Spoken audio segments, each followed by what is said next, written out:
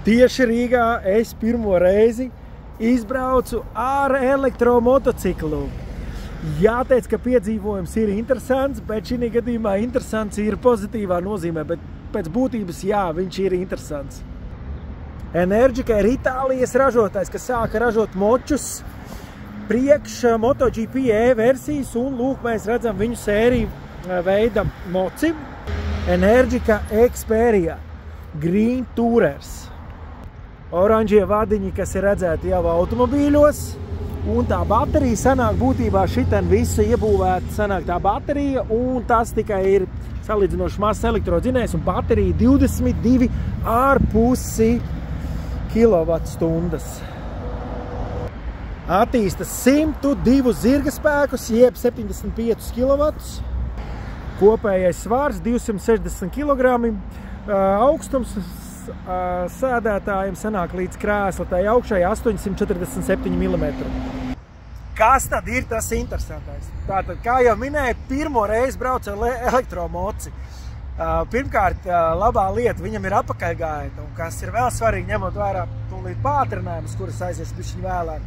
Var ielikt arī režīmā, kas ir tā kā vairāk domāts, lai moci varētu noparkot, nolikt, respektīvi tāds lēnais režīms, ka tu nevari netīšām strauji padot uz priekšu, ja tu, teiksim, lietas stāvvietā. Tās ir tādas mazās niansītes. Nākamā lieta, jā, mocis ir, protams, klusāks nekā iekšzemes motocikls, bet tajā pašā laikā ir tāda ļoti izteikta un stipra, ne tā sīkšana, kas ir trolejbusam, bet, viņš ir paskaļš. Jūs dzirdēsiet, ka jūs braucat priekš tādām elektro, ko tu domā sagaidīt no elektrodzinējiem, un viņš ir riktīgajā cēlienā.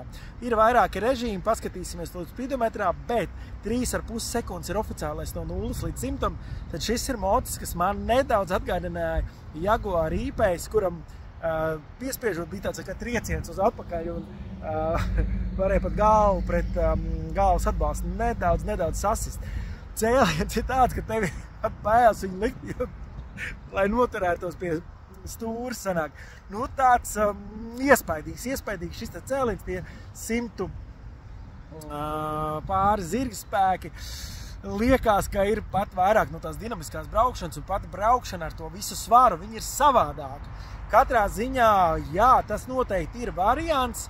Šis gan nav enduro mocis, uzreiz jāsaka, šeit pat mazie nelīdzenam zālīt, viss tas droši vien smaguma centrs, jo nemaz salīdzinoši viņš nav stipri smagāks. Jā, viņš ir pasmags, ja mēs skatāmies tādu pilsētas moči 180, 160 kg, varbūt kāds 200 ir pāri. Neiet viņš ērti, nav vērta braukšana pa kukurslīšiem un maziem pļavas ielokiem. Bet šie režīmi, paskatīsimies, kādi viņi ir. Katrā ziņā, jā, ar viņu var izbraukt, bet, arī cena gan, godīgi sakot, man bišķiņ iespārdīja. Te ir palikusi tā kā vecā aizdedz, kur liek atslēgu, kur mēs varam ieslēgt, viss smuki, viss parādās. Digitālais instrumentu panelis šeit, signāls, virzienrādītājs tāliem. Otrā pusē mums ir kruīza kontrola, jā, arī ar šo pogu mēs tad liekam aizadzē un apakaļgaitā ilgāk pieturot. Stūres sildītājs ir, bet šeit mēs varam apstīties uz dažādām lietām. Man bija interesantākais, ka vidēji sanāk, ka ir 9 kW šis patēriņš uz 100 km, mašīnai masa skaitās 14 kW, jā, te sanāk 9. Bet man braucot pat sanāca mazāk, proti 7. Šeit mēs varam rekuperāciju regulēt, stiprākais ir B3, šeit ir režīmi.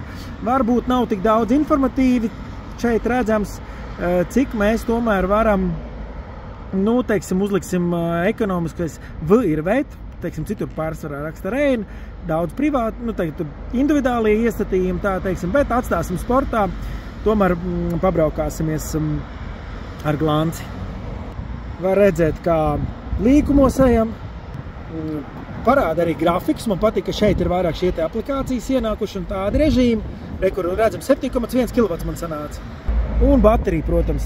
Plus vēl te ir noslēpts tāds, šis gan tāds prasts uztaisīts priekš tā moču cenas, bet, galvenais, ka ir USB-A ports.